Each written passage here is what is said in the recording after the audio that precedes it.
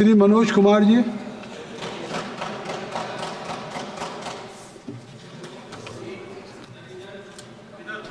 Sir. Shri Manoj Kumar ji, यहाँ हूँ sir. जी ठीक। माननीय सभापति महोदय, आपको बहुत बहुत मैं धन्यवाद देना चाहता हूँ, चूँकि ये मेरा पहला दिन है और पहला बार मैं किसी बिल पर मैं बोलने जा रहा हूँ। उससे पहले मैं अपने पार्टी को भी धन्यवाद देना चाहता हूँ और जिस क्षेत्र से सासाराम से मैं आया हूँ वहाँ के जनता को भी मैं बहुत बहुत धन्यवाद देना चाहता हूँ कि मेरे जैसे गरीब बाप के बेटा को चुन करके लोगों ने इस सदन में भेजा। मान्यवर, इस बिल का जब मैं इस बिल को देख रहा था तो मुझे लगा कि इस बिल में कुछ निजी के तौर पर कुछ इस बिल में दर्शाया गया, तो मुझे लगा कि ये बिल जो है वैसे गरीब और श्रमिक और बहुत सारे जो मजबूर, चूँकि आपको हम सब जानते हैं कि रेलवे जो है भारत देश में सबसे बड़ा यातायात का साधन है। लगभग 2 करोड़ 40 लाख से ज़्यादा लोग यात्रा करते हैं रेलवे से।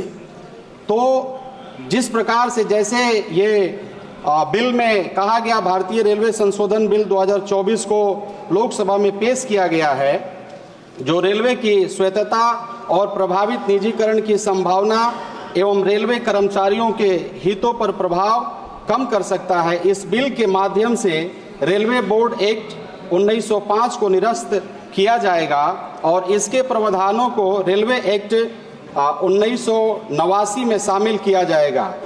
ऐसा भारतीय रेलवे संशोधन बिल 2024 कहा गया है, जिसमें रेलवे की स्वायत्तता पर प्रभाव पड़ेगा। इस बिल के पारित होने से रेलवे की स्वायत्तता पर नकारात्मक प्रभाव पड़ सकता है। रेलवे बोर्ड एक्ट 1905 के निरस्त होने से रेलवे के निर्णय लेने की प्रक्रिया में बदलाव आ सकती है, जिससे रेलवे की स्वायत्तता कम हो सकती है। निजीकरण की संभावना बढ़ेगा। इस बिल के पारित होने से रेलवे के निजीकरण की संभावना भी बढ़ सकता है। रेलवे एक्ट 1989 में शामिल होने वाले प्रावधानों से रेलवे के निजीकरण के लिए रास्ता साफ हो सकता है, जिससे रेलवे की सार्वजनिक संपत्ति को निजी हाथों में सौंपा जा सकता है।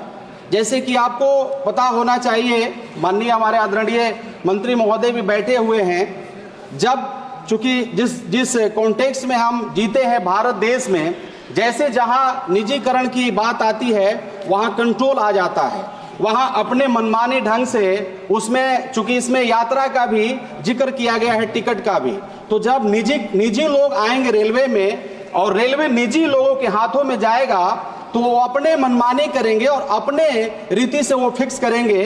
तो बहुत बड़ा तादाद में भारत में रहने वाले मजदूर श्रमिक को बहुत बड़ी कठिनाई सहना पड़ेगा। यदि रेलवे का निजीकरण किया जाता है तो वास्तव में इसका सीधा असर गरीब और मजदूर वर्ग पर पड़ सकता है, क्योंकि रेलवे निजी हाथों में जाने से किराए में अप्रत्याशित वृद्धि हो सकती है। इसके परिणाम स्वरूप आम आदमी के लिए यात्रा करना कठिन हो सकता है, खासकर उन लोगों के लिए जिनकी आय सीमित है। यही स्थिति सरकारी, जैसे कि हम लोग देखते हैं, जिसके बाद भारत में बहुत सारे प्राइवेट स्कूल हैं और प्राइवेट स्कूल में इतने फीस हैं कि मजबूर और गरीब लोग अपने बच्चों को प्राइवेट स्कूल में नहीं भेज सकते। उसी प्रकार से इसमें भी हो सकता है ऐसा। कहने का मतलब ये जब बिल होगा तो ऐसा लग रहा है कि गरीब लोगों का और श्रमिक लोगों का, जो बड़े तादाद में जो रेल यात्रा करते हैं, उनका दोहन होगा, खासतौर पर उन लोगों के लिए जिसकी आय सीमित है। यही स्थिति सरकारी और निजी स्कूलों के बीच भी देखा जा सकता है, जहां सरकारी स्कूलों में सुविधाओं की कमी होती है और निजी स्कूलों की फीस इतनी अधिक होती है कि सभी के लिए वह सुलभ नहीं होता। रेलवे कर्मचारियों के हितों पर प्रभाव पड़ेगा। इस बिल के पारित होने से रेलवे कर्मचारियों के हितों पर नकारात्मक प्रभाव पड़ सकता है। रेलवे बोर्ड एक्ट 1905 के निरस्त होने से रेलवे कर्मचारियों के अधिकारों और सुविधाओं में कटौती हो सकती है, जिससे उनके हितों का नुकसान पहुंच सकता है। सरकार की मानसिकता यह प्रतीत होती है कि रेलवे जैसी सार्वजनिक सेवा को निजी हाथों में सौंपने से उसकी कार्यकुशलता बढ़ेगी।